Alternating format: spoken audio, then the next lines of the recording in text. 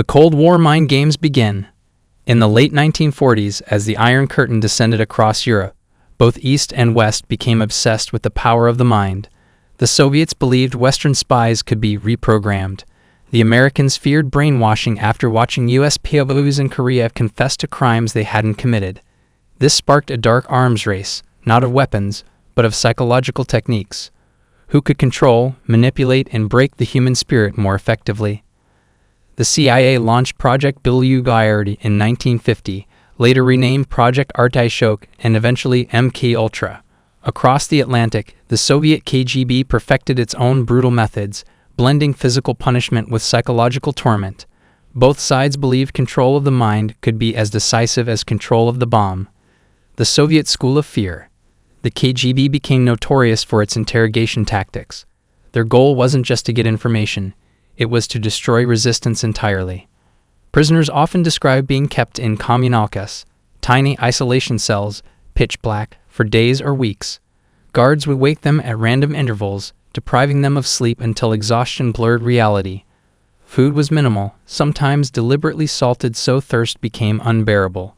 But the most frightening technique was mock trials and false confessions. The Soviets excelled at convincing prisoners they had already betrayed themselves. Interrogators staged fake evidence, forged letters, even used actors posing as fellow prisoners who confessed. Over time, many captives broke down psychologically, confessing to crimes they hadn't committed simply to escape the mental torture. This wasn't just interrogation, it was the art of breaking souls. America's MK-Ultra experiments. The U.S., terrified of falling behind, launched its own extreme programs. MK-Ultra remains one of the most infamous black projects in American history. Under MK-Ultra, the CIA experimented with drugs, hypnosis, sensory deprivation, and even electroshock in an attempt to hack the human mind. LSD was secretly administered to unsuspecting subjects, including soldiers, prisoners, and civilians, to see if it could dissolve resistance during questioning. One declassified document describes psychic driving, a process developed by Dr. Donald Ewan Cameron in Canada. Patients were strapped into beds, sedated, and forced to listen to recorded messages on repeat for weeks at a time. The goal was to erase personalities and rebuild them from scratch. The results were catastrophic. Many subjects left with permanent psychological damage, memory loss, paranoia, broken identities. Far from producing super spies, the program produced broken people. The Korean War and the brainwashing panic. During the Korean War, U.S. POWs shocked their country by making public statements criticizing America and praising communism. Some even signed confessions of war crimes. The U.S. public feared the worst. Had the Chinese and North Koreans perfected brainwashing? Interrogation reports revealed a mix of brutal conditions: starvation, beatings, and relentless propaganda lectures. Sleep deprivation was common, along with forced confessions written under extreme duress. While many prisoners later retracted their statements, the episode left a deep scar on American intelligence thinking. It convinced the CIA that mind control was real, spurring them to intensify MK-Ultra and related programs. The East German Stasi, masters of psychological torture. If the KGB relied on fear and the CIA on science, the Stasi, East Germany's secret police, perfected psychological degradation. Their method, called Zersetzung, was less about physical violence and more about dismantling a prisoner's identity piece by piece. Prisoners might be arrested suddenly, held without explanation, and then released without charges, only to be arrested again weeks later. Inside interrogation cells, the Stasi employed disorientation. Bright lights left on 24/7, clocks removed, meals served at random times to break any sense of routine. They often used threats against family members: "Your wife has already confessed," or "Your child will grow up without you." Former prisoners described it as worse than physical torture. They were left paranoid, sleepless, and doubting their own sanity. Even after release, many carried lifelong trauma, their souls scared by a system designed to break them from the inside out. The CIA's KUBARK manual. By the 1960s, the CIA had codified its interrogation techniques into a secret document known as the KUBARK Counterintelligence Interrogation Manual.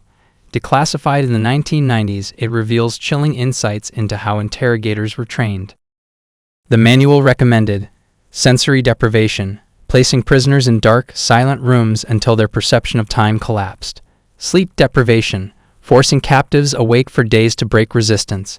Fear of pain over pain itself, suggesting psychological threats were often more effective than actual torture. Perhaps the most disturbing recommendation was the exploitation of a prisoner's psychological weaknesses, using guilt, shame, phobias, or family ties against them. The manual openly admitted that the goal wasn't just truth, but total compliance. The U-2 incident, Francis Gary Powers. Interrogations of Francis Gary Powers, an American pilot who was shot down in 1960 while flying a U-2 spy plane over the Soviet Union, are considered to be among the most notable interrogations that took place during the Cold War. Having been captured alive, Powers was questioned by the KGB for a long period of time. They employed a variety of strategies, including psychological coercion, relentless interrogation, and isolating the individual. After repeatedly reminding him that he could be put to death for espionage, they eventually suggested that he might be able to survive if he submitted to their demands. It was a propaganda win for the Soviets to be able to capture him, despite the fact that Powers delayed disclosing critical data. The episode demonstrated that the interrogations that took place during the Cold War were not only about secrets, rather, they were also about public narratives, psychological leverage, and worldwide reputation. Breaking prisoners in Vietnam. The Vietnam War brought new layers of psychological torment. American POWs held in places like the infamous Hanoi Hilton endured years of brutal interrogation. Beatings and solitary confinement were common, but so were psychological tricks. Prisoners were forced to sign false confessions or appear in propaganda broadcasts. Interrogators alternated between kindness and cruelty, feeding hope one day, crushing it the next. Many POWs survived only by developing secret communication codes with each other, tapping messages through prison walls. This solidarity helped them resist complete psychological collapse, but the scars of Vietnam's interrogations lasted long after the war ended. Why interrogations targeted the soul? What's striking about Cold War interrogations is that they weren't just about extracting information. They were about breaking people's sense of self. Physical pain can end when the body collapses, but psychological pressure, sleep deprivation, humiliation, false confessions, works on the mind, eroding a person's identity and willpower. The Soviets, the Stasi, and even the CIA understood that once a soul was broken, resistance vanished. Some prisoners emerged alive but shattered, paranoid, unable to trust, haunted by memories. For intelligence agencies, this was sometimes considered a success. For the individuals, it was a lifelong sentence of trauma, lessons from the shadows. Looking back now, declassified files paint a haunting picture. The Cold War's darkest battlefields weren't always on the front lines. They were inside small, locked rooms where human endurance was tested. The East sought control through fear. The West experimented with science, drugs, and psychology.